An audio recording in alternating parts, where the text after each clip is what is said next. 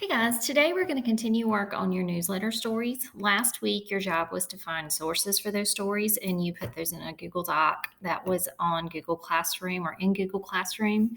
So, today, what you're going to do is you are actually going to pull up your sources, and I'm working a week ahead. So, I still just have the sample one, but sorry, I'm back. I'm going to use the sample one that was John Smith, who was writing an editorial on bringing ice cream back to school lunches. And so the source that he had, his first source, was a link. And here is where it takes him.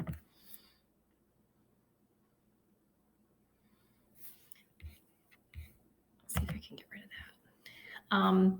The story is called Experts Say Eating Ice Cream for Breakfast is Good for You. So the first thing I'm going to do is I'm going to copy the URL. And then there's a document that's included for you where there's a document included that there's a document, here it is, included where you're going to take notes. And I've pasted the URL that the story I used there. Now I'm going to go back and read the story and pull out any quotes or paraphrase anything that I want to use. So I'm scrolling down and looking at the story. And there are a lot of ads on this one, so I'm having to look really carefully. It says, according to a study by Yoshiko Haga, a professor in Tokyo found that ice cream in the morning makes you more mentally alert. So for now, because this is just notes, I'm going to copy things that are helpful for me. But since it is taken directly from the text, I'm going to put it in quotes so that I know I quoted it and I need to go back and reword it or use the quote in the way it is. I'm going to go back and see what else I see. According to the story, subjects were told to eat ice cream when they woke up, and they had mental tests and then had their mental acuity tested by performing tasks. Those who ate ice cream performed better and had faster reaction times. So once again, I'm going to put here as a quote.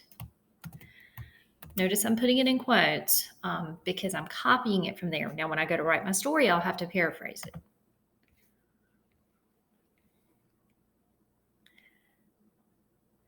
So I would continue through the story and do the same thing. As you can see, there's more story, so I'm not going to do the whole thing.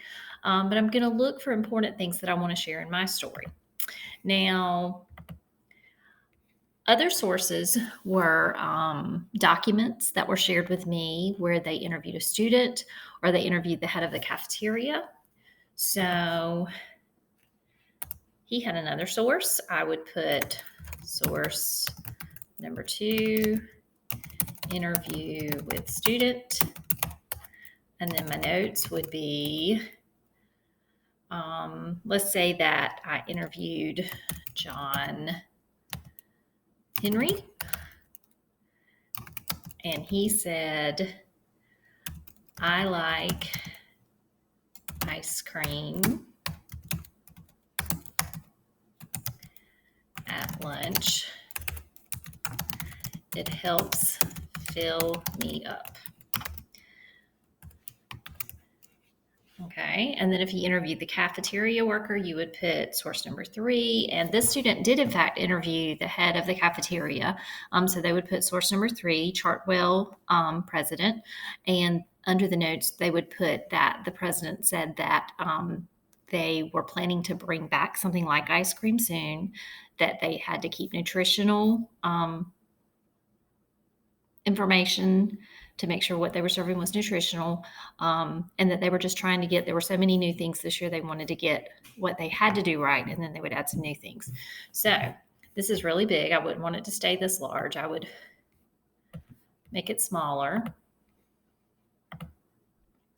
But that's an example of how it would look. Now, under here is where you will put yours. Be sure to include your source, just like up here. And then under it, put any notes. It's fine if it goes into 2, 3, however many pages. This is your document. Next week, we will use this to put your outline together for your story.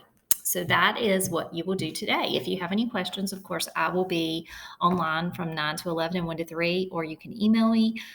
Good luck. I can't wait to see what you have.